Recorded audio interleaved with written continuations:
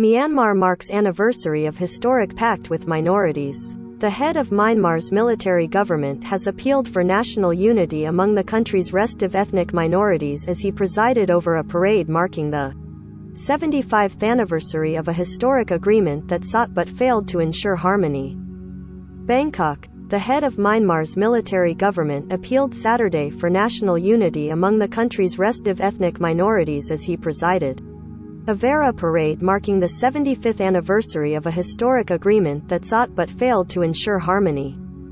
The armed forces and government ministries took part in the parade in the capital Naypyidaw that also included dozens of elaborate colorful floats representing the country's various regions where the minorities predominantly dwell. Senior General Min Aung Hlaing, head of the military council that seized power last year from Aung San Suu Kyi's elected government, praised the minorities for signing the 1947 Penglong Agreement, which was supposed to unify the various ethnic groups following decades of British colonial rule. However, Myanmar has been plagued for decades by nearly constant conflict as the minorities have sought the autonomy they believe they were promised in the areas where they live, mostly along the country's borders. Periods of armed conflict have alternated with fragile ceasefire agreements, as civilian and military governments alike, dominated by the Burman majority, have been unwilling to implement a political agreement acceptable to the various minority groups.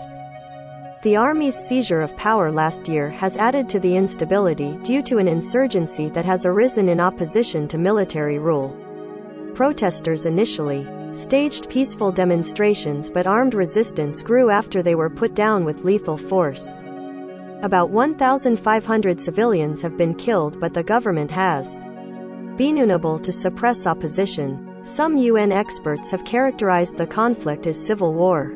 Complicating the situation are alliances that opponents of military rule have formed with some of the minorities, who maintain guerrilla forces with decades of combat experience. All ethnic national brethren understand well that as the internal armed conflicts triggered by disunity for various reasons soon after regaining the independence cannot be totally solved up to now, and the national unity and the union peace cannot be firmly restored, the country sees delay of the development process, Min Aung Hlaing said in a prepared statement released Saturday.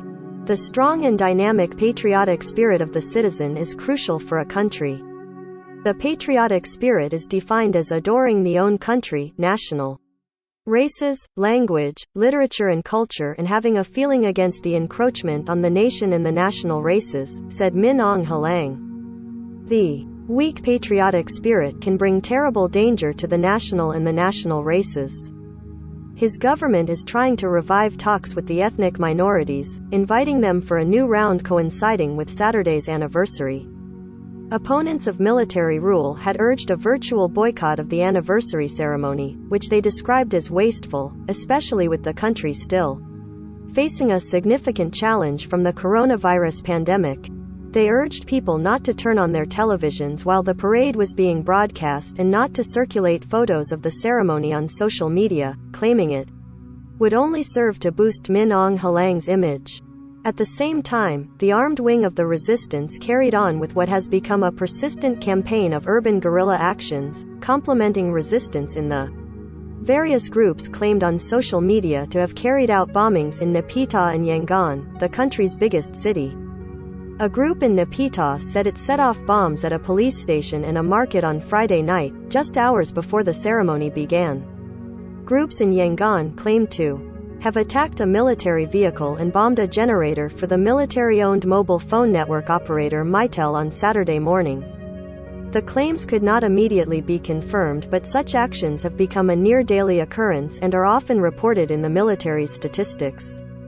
In apparent anticipation of trouble, the authorities ordered mobile phone operators to cut off mobile data services for most of Saturday, leaving only Wi-Fi available. In a customary gesture for national holidays, Min Aung Hlaing also announced an amnesty for more than 860 prisoners, state-run newspapers reported.